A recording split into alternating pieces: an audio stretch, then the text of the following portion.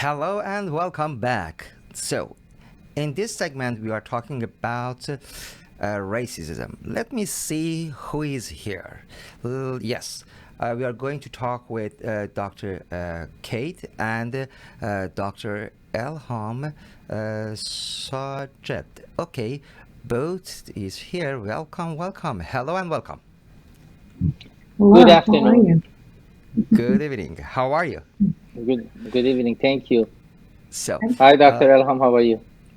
Hi, how are you? I'm good. welcome to Thank you. Good to see program. you This again. is the first time we are here with Dr. Elham. And so, what's the definition of racism? Dr. Elham, please. Well, right, getting into it, right? Yes. Right. So, racism, I think in order to define racism, we need to break it down first. We need to educate ourselves about concepts like stereotypes. So, what are stereotypes, first of all?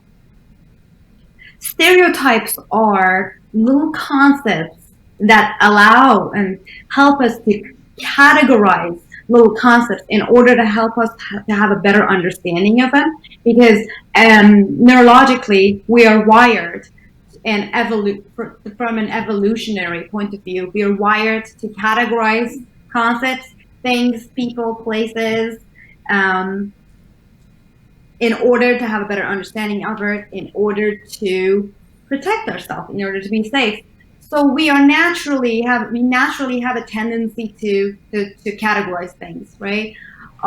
We naturally have a tendency to say us and them, right? I'm sitting here among, and then you two very handsome gentlemen are here sitting with me. Naturally, I'm saying, okay, these two guys and me, right? You know, Dr. K and I have a tendency to categorize ourselves. So we mental health providers are here. So we are in a group that you, Mr. Lahijy, is not like part of it. So Mr. Lahijy is not part of that group. I am not part of your category of being male, Okay. and so on. So that's schema, or more specifically, stereotype. However, stereotype turns to bias when you attribute certain characteristics based on previous experiences. You attribute certain characteristics and objectives to certain people or things, right? All, well, and then we've heard them all, like, oh, all Asians must be great at math, right? Tell me more. Like, all women are emotional. Dr. Kate, help me. What are some of the stereotype bias stereotypes that you heard that really bothered you? Oh my God, we have a lot of them. I think if I just want to mention briefly on that note, there was a doctor, Dr. Kira Banks. She's an African American professor. She actually said she has even those stereotypes, even about African American men in her own head, which she calls it smoke, right? So Mm-hmm. she came about and she was talking about the African Americans in general, and she said even we, our own, we have biases about ourselves. So one of the biases she mentioned in one of her lectures, she said we do have a bias to say that African American men are lazy. African American men leave their children. African American this and that. They commit crime. She said, even as an African American woman, a professor of psychology, I have that bias myself.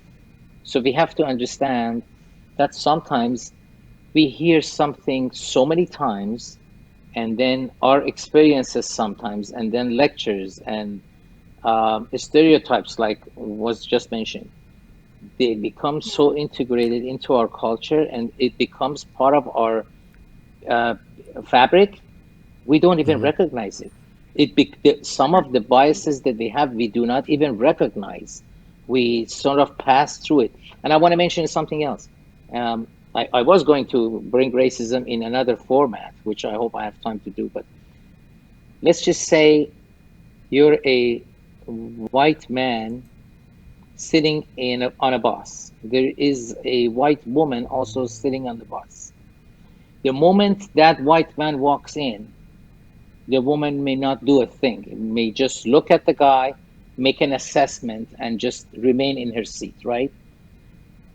But I can tell you right now, so many times I've heard from people, the moment an African American man walks into the bus, if he doesn't look, if he doesn't have a tie on like Mr. Lahijy, if he doesn't look presentable, if he comes in a hoodie or in some form that may not be naturally acceptable, the woman might, without even knowing, unconsciously might pull her purse a little bit closer to herself, right? Because she's thinking, what if he's going to grab my purse? If she has a phone sitting next to her, she may grab her phone, put it in her purse, or keep it in her hand. You understand what I'm saying? So this, when you talk about racism now, this goes one step further. If that man is a man just like any other man, and he's not there to take anything from anybody or hurt anyone, that action, that behavior by that woman actually causes that woman to receive some form of harm. So when we talk about racism, when you do natural instinct, you stereotype, or you against the race, you identify some form of behavior with a race. Not only you're hurting yourself when you do that, you also hurt them, because it's in that person, it causes them to have a microaggression. And I don't want to get into details of microaggression, but human beings, if you do this to me repeatedly over and over and over, I start receiving microaggressions, meaning small levels of aggression builds up inside of me, right? Because I'm thinking, I haven't done nothing to you. Why are you doing that? Why are you putting your purse close to yourself? Why are you talking down to me? Why are you doing this? Why are you not letting me take a class? All of this stuff comes to me being so angry at you, and you don't even know what you did, right? You may have done something very small, but in a bigger picture, the society, all of this creates a lot of microaggression in that, in this case, African American man, and then he retaliates. Then you see all of their frustration and anger and rage displayed in such a manner that we just saw in the past few days. And I want to point something else. I don't know. I always talk too much, so I hope Dr. Elham can stop me. But we have to. I think if we talk about racism, we got to talk about human being in general, right? If we go back, we have to go back to how I take it back personally to how the universe was created. I know nobody says that, but I do. Because if we look at everything in the nature, there is a duality, right? Everything, there is a duality in everything. There is a nighttime, and then there is a daytime. Right? Right. We have heat, and then we have cold. We have nice, we have not nice. Everything, there is not one thing on earth that you can talk about that I cannot give you the opposite.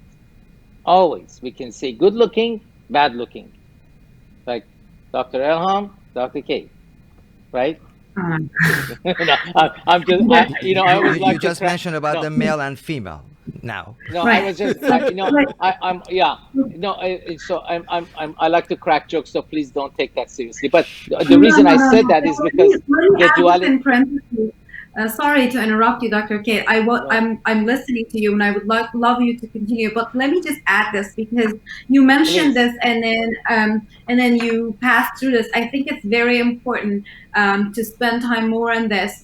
First, you spoke about the concept of internalized racism, when the outside, how I believe the outside community or the out group is perceiving me has an impact on me. That I have this little internalized racism against my own race and myself. Like, I personally have experienced that. As I know that a lot of Iranians are considering themselves white, or a lot of them, like myself, they are very confused. Should I put other? Should I put Middle Eastern? What should I do here? So a little bit of confusion in here. However, this internalized racism, I think every single immigrant to some degree has experienced that. So I think these are matters that, like you were saying, is like now you start questioning yourself, you start questioning your abilities and capabilities because you have been exposed to a society that perceives you that way. So I think that was very, very important that you mentioned that. I appreciate it. Thank you. One of the reasons minorities do not do so well in so many different standardized testing, right?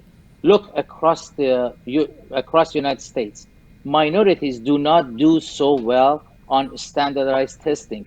Do you really think that's just because their English is not good? No, that is not the case. You look at several studies, you will see it's because of that internalizing the racism, right? They take that Absolutely. in, that because I'm a minority, because I'm African American, because I'm Mexican, because I'm whatever, literally they believe I'm not going to be able to do well on a test because a It's white self-fulfilling person will prophecy. do better. Thank you. Yeah. And that's a Yeah. very important thing. Mhm. So, but Yes. That's a very I have a important fact. question now. What can Mhm.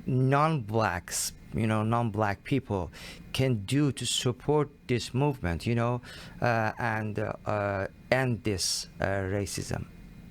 Well, I appreciate this question, and I think it is very important because I'm hearing from a lot of people these days that, oh well, I'm not black, it's okay, it doesn't pertain me, so it's not going to impact me. I always use the metaphor of a boat, that we're Hmm. all sitting in a boat and that boat has a little hole in it, so I can't say, oh, it's not on my side, I'm okay, I'm safe. Eventually, if I don't take responsibility, if I don't do something, if I am not an ally, if I am not advocating for the human race, this is going to take me as well. The least we can all do, I think, is providing education, is advocating. I love the idea of posting on social media. However, somebody also mentioned the other day, your posts on social media or your stories of Instagram stays only for 24 hours. What now? Right? How can I go out and educate people in the real world? IGTV. Um, that's one way. Media, absolutely. Anyway, I think that's one of the reasons that Dr. Kane and myself are sitting here today, because any platform that you can have your words heard by other people, even if it's just one person, even if you're providing education for Right. one individual and that one individual goes and trains other people, I personally believe that I achieved my goal today. So that, I think that's the least we can do.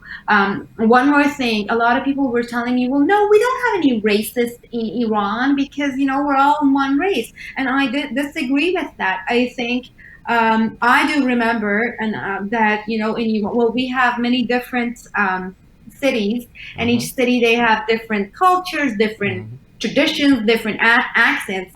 And I myself am a victim of participating in like forwarding many jokes about many different tribes or many Mm-hmm. different like accents and all that. The Mm-hmm. least you can do, stop doing that. If you cannot do and take a step positive towards the goal, do not go backward.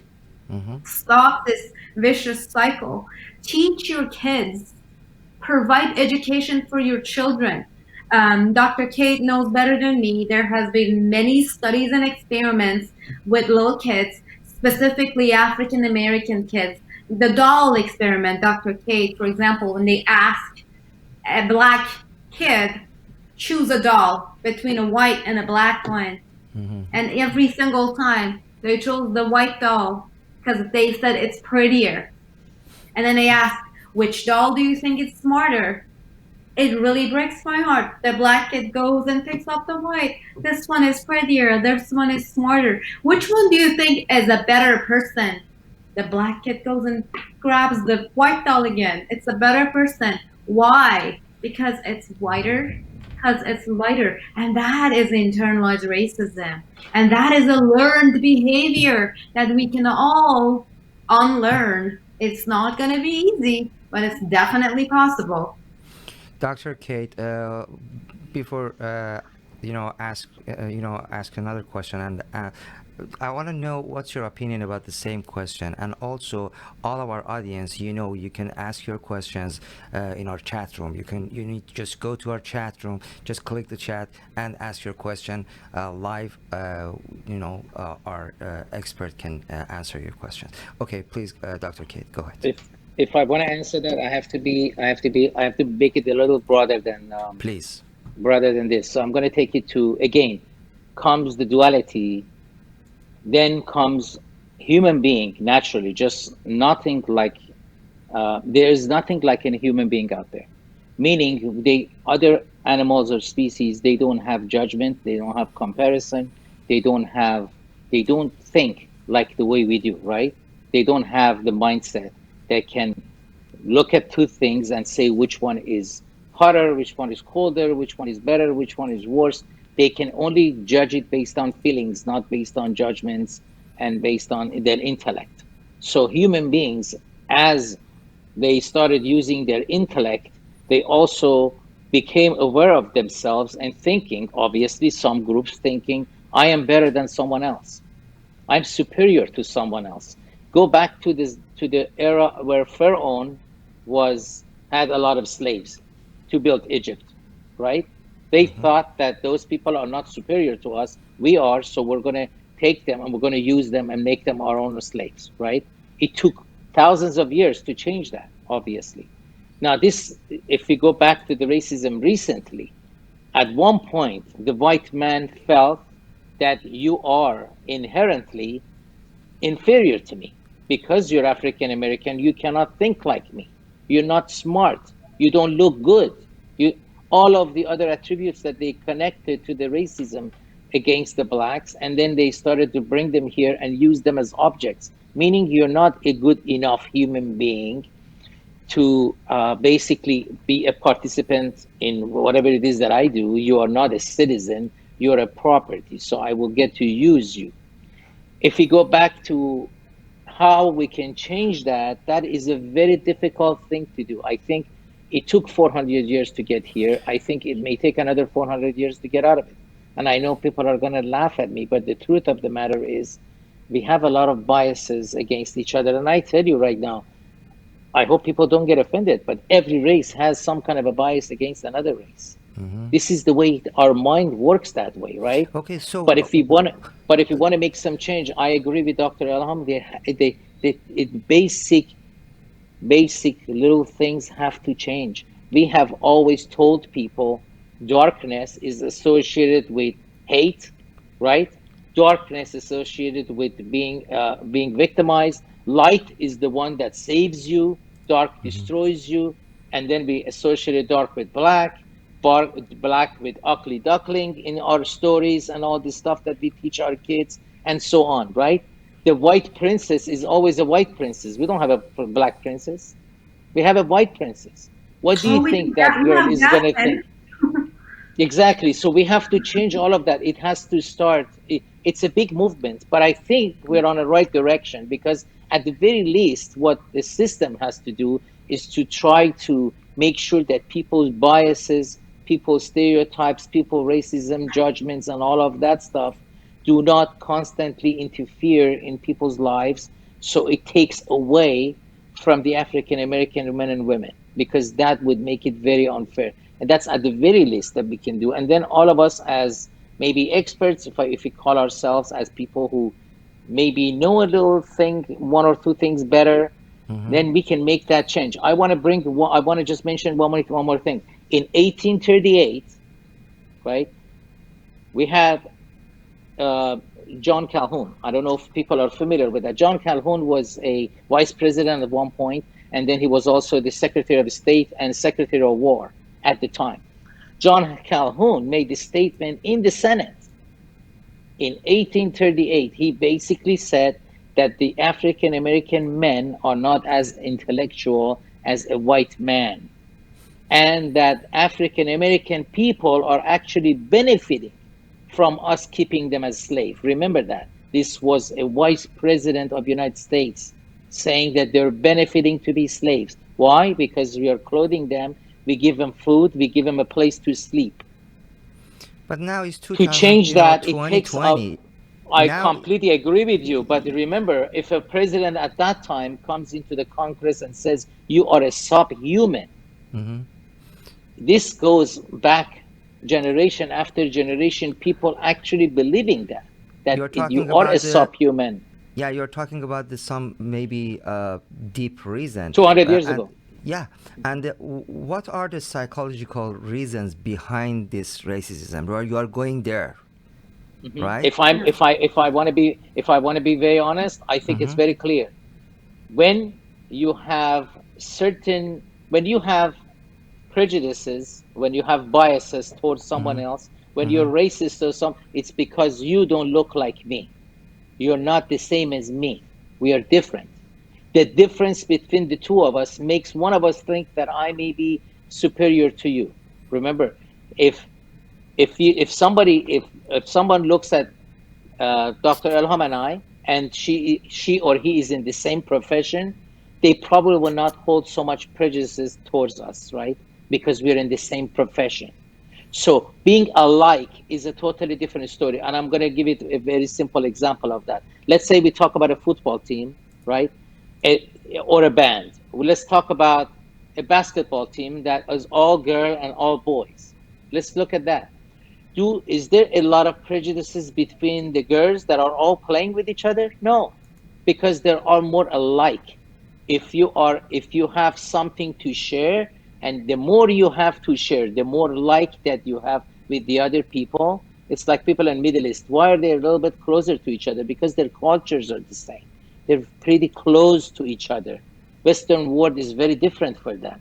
European people are more the same because they're very close to each other. They have more things to share. So, in order to remove racism, we have to concentrate on what we share, what we have alike, not what we have that is different from each other. I think it's extremely important. We are all breathing the Right. same air. Dr. Sajed, please. That, yes, I agree with you. So having a common goal, practice to have a common goal is going us more things to have to share.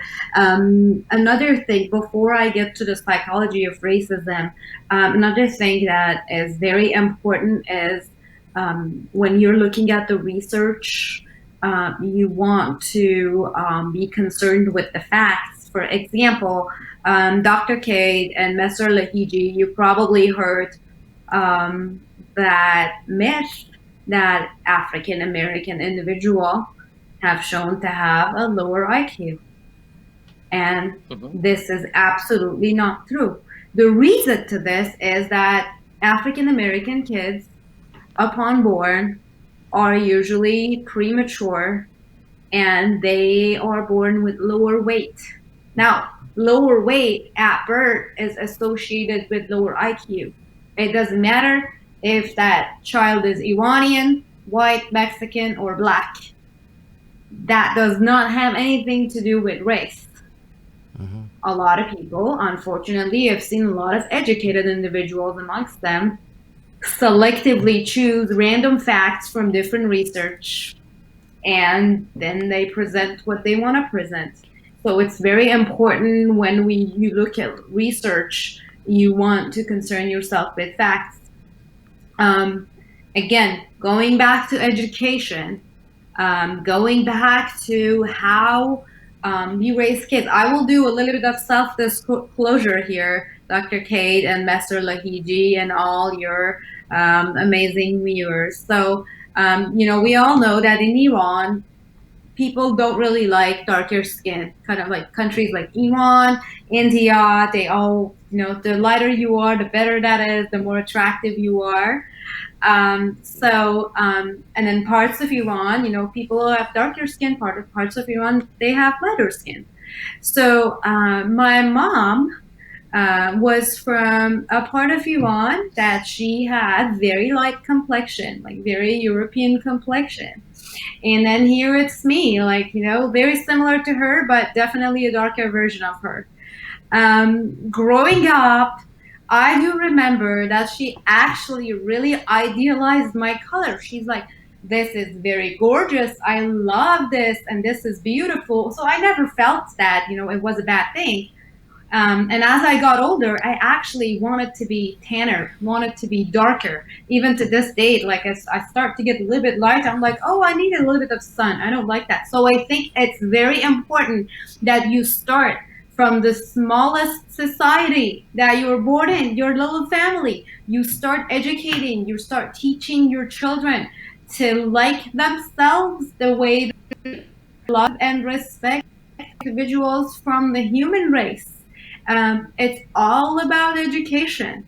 You're talking about education. So, how do we talk to our child, and about racism and all of this? Because it's all about the just difference, right? Hmm. Hmm. Dr. K. Again. So sorry, I'm just going to Right. be very short, and I'm going to give it all to Dr. K. So it's about. I hear that a lot from people that they say, "I am proud that I am Persian. I am proud that I am American," and that's just my personal opinion. It's not clinical, or it's just me. I think for something that I personally did not do anything to achieve. I didn't do anything to achieve that. I just happened to be born in some random parts of the world. I didn't even know I was supposed to be born there. I have no reason to be proud of that. My Exactly. parents, even before I knew them and I met them, they happened to meet and got married, and there I was. So why should I be proud of that? I didn't do anything for that. I Loving your country is a different thing.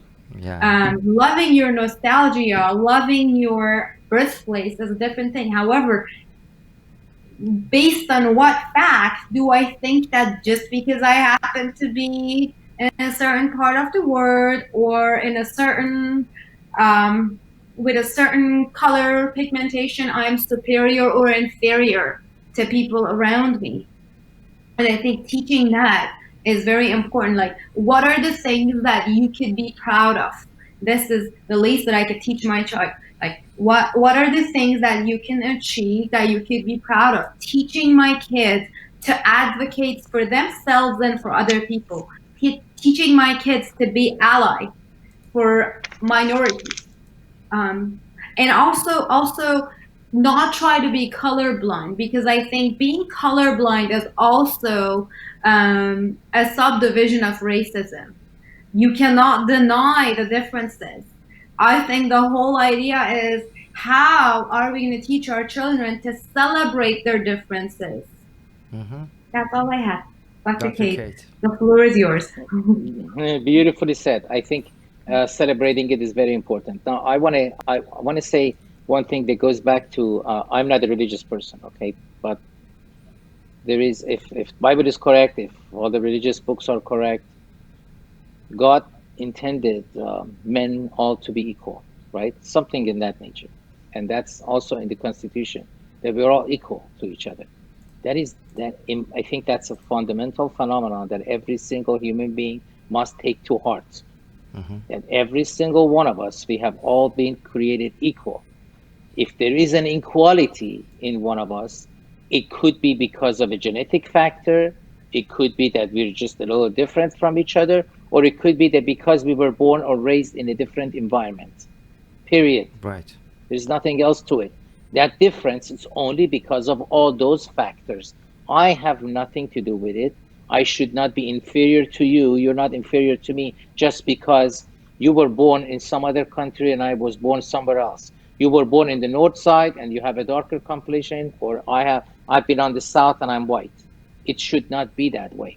It becomes that way, obviously, and it's going to continue like that probably for the rest of God knows how many years. It's going to continue that way because human beings always judge, right? There is no way you can tell me that a human being is going to sit here and is going to not going to look at a beautiful flower and is going to look at an ugly flower and is not going to say, "Oh, this is beautiful, that's ugly." That judgment is never going to go away. People should stop thinking that's going to go away just because they think it should, or it's the right thing to do. It's not going to, in my opinion, that's not going to happen, right? But we also have to understand one more thing if you want to clean that up. One, like Dr. Elli just mentioned, celebrate the way you are, who you are. There's Mm-hmm. nothing wrong with who you are, right? You Mm-hmm. can, you have to present yourself the way you are. You cannot be someone else. You cannot like someone else. You cannot change yourself to be something else just because certain population or certain groups don't accept you. It doesn't matter. They have to come to terms to understand it, right? In my opinion, to also make that change, you have to teach your kids how to have empathy, Mm-hmm. understand other people, have some kind of a feeling for them. Remember one thing, and I want to share this.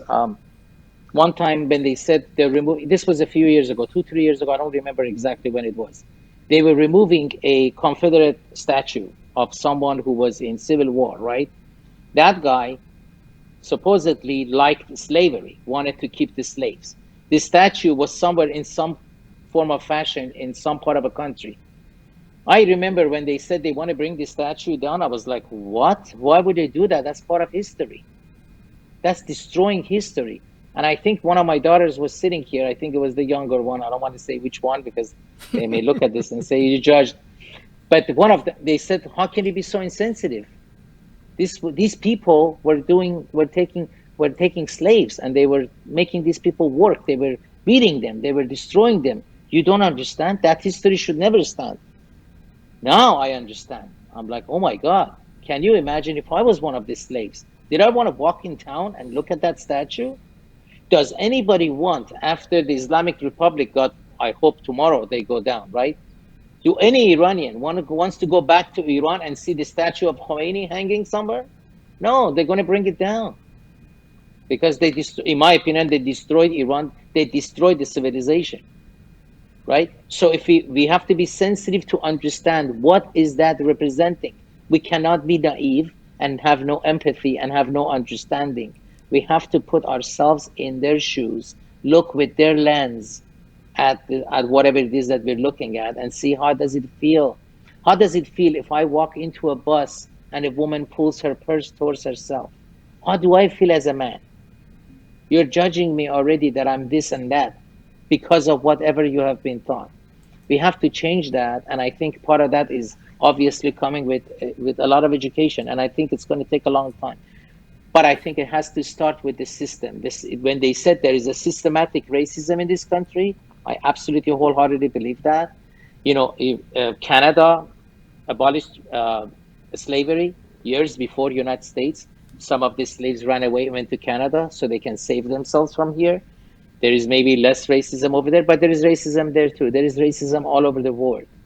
In order for us to become, I say, maybe a little bit less racist or maybe more understanding, is to identify our differences, celebrate it, come together and understand each other. I always say, go out with somebody you do not know, you have never met before. That is very Mm-hmm. different from you.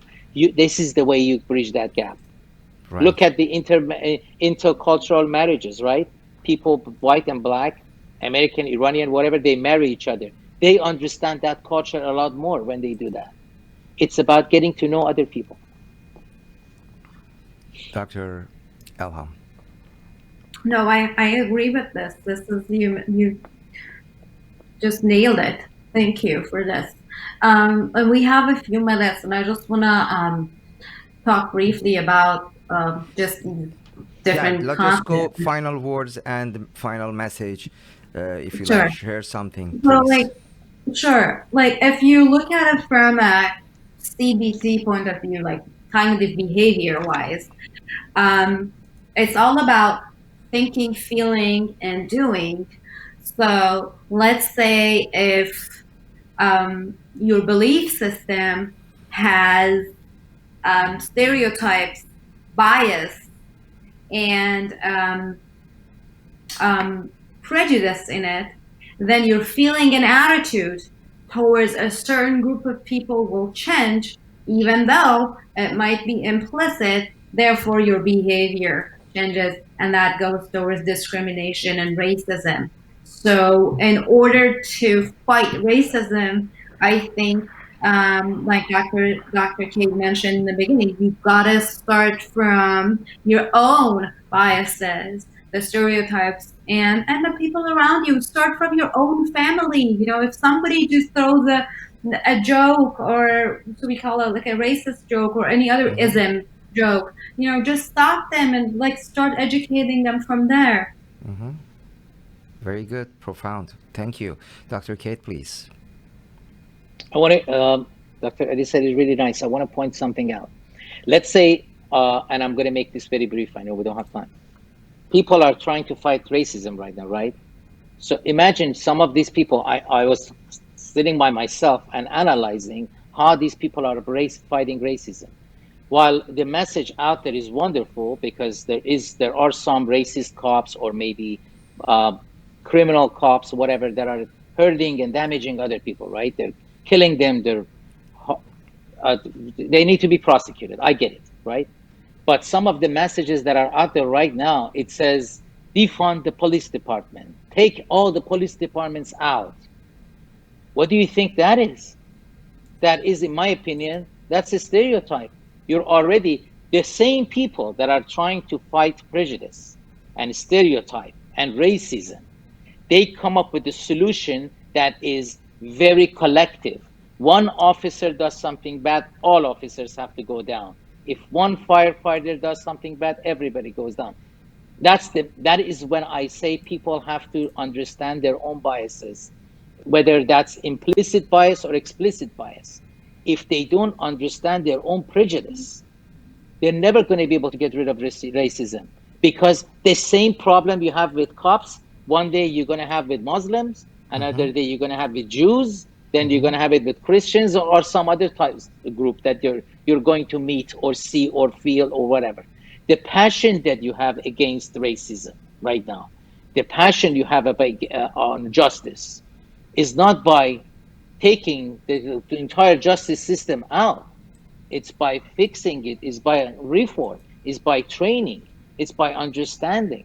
We don't, one cop does something bad. Now we're saying take the entire police department out and defund it. That is, in my opinion, I don't want to call it racism, but it is in a way, because now you're putting all cops in a collective manner, just like everybody, other people, white people say African Americans are this and that. They're racist, right? We're now doing the same thing to the cops. All police officers are this and that. Take all of them out. They're ruthless. They're criminals. They're this. Are they really? We have 880,000 police officers serving in the United States. In 22 years of my service to the public, which I have been a public servant 22, this is the 23rd year. I have worked with hundreds of officers. Have I not seen bad cops? You better believe it. I have. But how many of them were really bad? Out of the 100, maybe one. Do I have to take all the cops out right now? That's just, so we have to be aware of the way we respond to all of this. We want to make change, but are we going to destroy something to make something better? So, as I mentioned, people can ask their question live in our chat, and one of the question I received, uh, it's a white girl. She said, "I'm victim of the racism. I'm living in the area. 85% is dark." They mentioned the color, but I don't want to say. So. I know you already said education is very important, but it takes time, right? Uh, so, what you want to say to this girl? She is a victim of the racism in that area. Are you asking me? Dr. Elham is so quiet. Let's go with her. Yeah, again, just because Because you you are are a lady, minority. you can Sure, you can feel it, sure, right? sure. No, well, the thing is, just because you are a minority doesn't mean you are not a racist. Mm-hmm. And that is, you again, I think, as an Iranian American, I am not the majority. I'm a minority here, but I've seen a lot of people from my community that have been racist, for lack of the better word. So again, that is not. I believe that. I believe what she's going through. She's feeling like a minority in that community. Again, Mm-hmm. I think the two important thing is communication and education. So Mm-hmm. have a communication with them. Again, advocating for yourself, advocating for the human race, educate people around you. That's the least and the easiest and the most basic we can all do. Dr. Kate, what's your suggestion? I would say very clearly, just like you said, that just because you're a minority does not mean you're better than the white. Period. Mhm. Very simple. It if a certain group of minority receives a certain type of treatment or messaging, right, from another group, eventually they create a cross-cultural, I would say, bias and prejudice and racism against that group. If the white comes and says, I'm superior because I can think better and I can do better, I can understand better, eventually the African American or whatever minority group is going to rise up and say those people think they're better than us. That is right. They think they're better than us. They think they're smarter. They think they're this, they're that. Those white idiots. So you develop already a prejudice towards them. That become then you make racist remarks. The white idiots. That was a racist remark, right? So I connected an idiot or someone who I apologize for the word that I'm using. I connected that to the white people. Now I'm being racist myself. Are all people like that? All white people? No.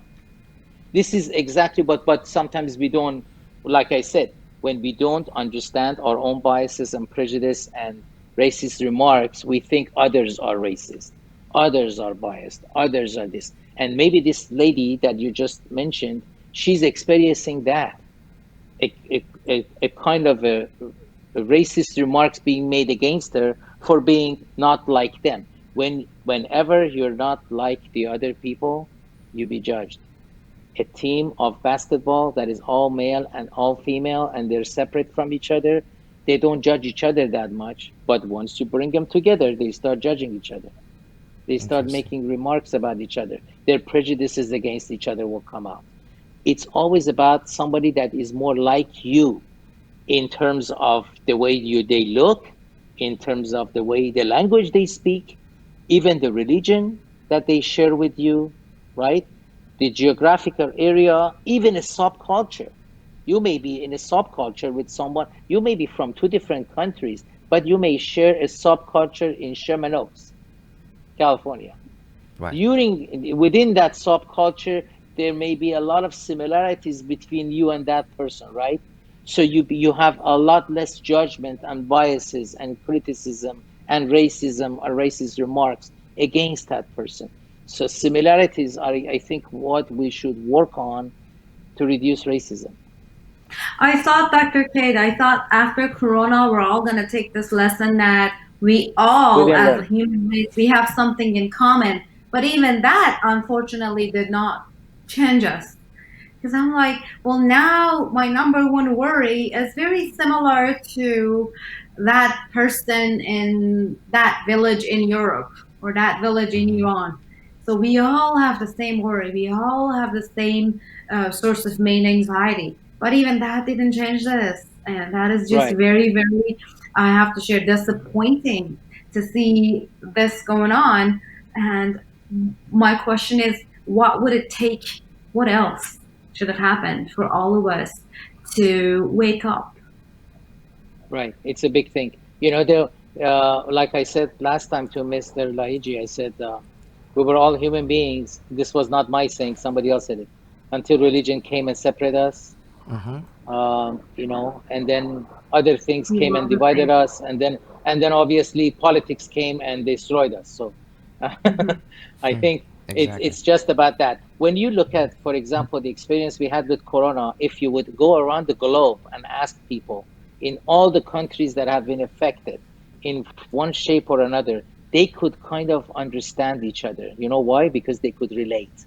They could say, oh, the person in the United States lost his job. I'm in Europe. I did lose my job too.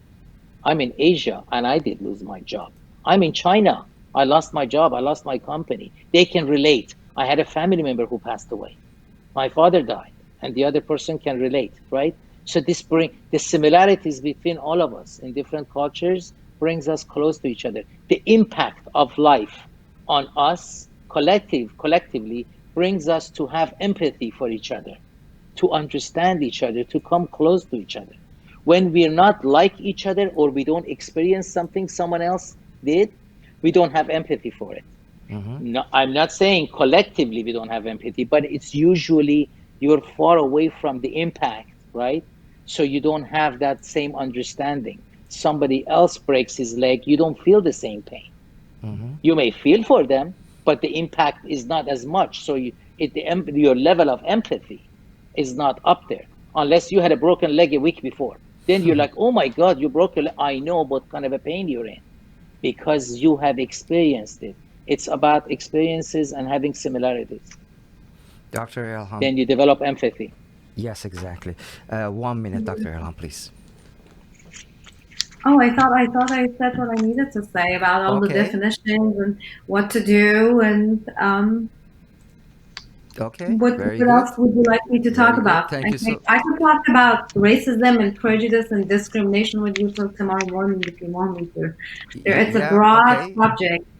Okay, that's going to be another program. That's very, But if you want to just 1 minute, please go ahead. Dr. Kate. Oh, I was just if I want to share something, I want to say the best way that I try to understand each other in the past 22 years that I've served the public. I would come across someone that was maybe a child molester, literally, and I know maybe this is not something people want to hear. Or I would walk into a home where a man beat up a woman so badly, or may have even injured or killed her child, right?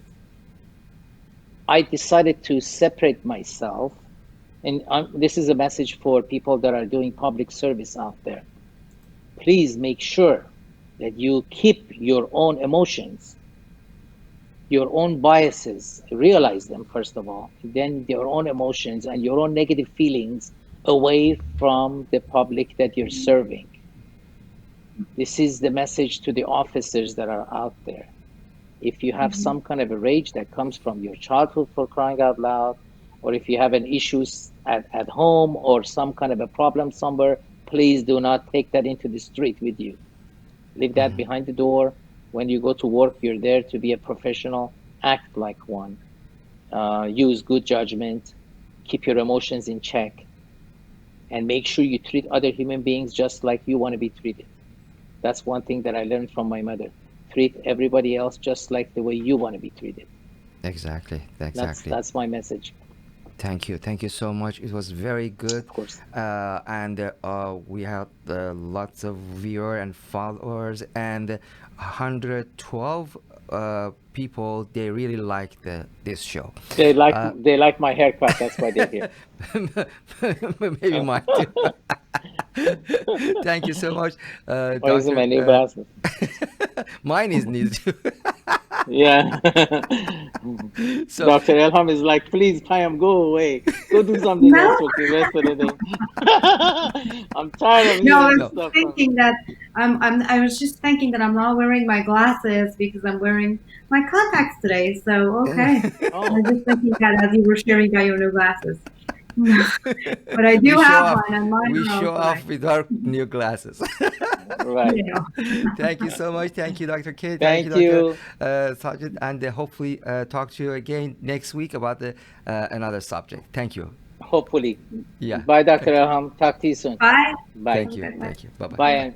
Bye. Thank you.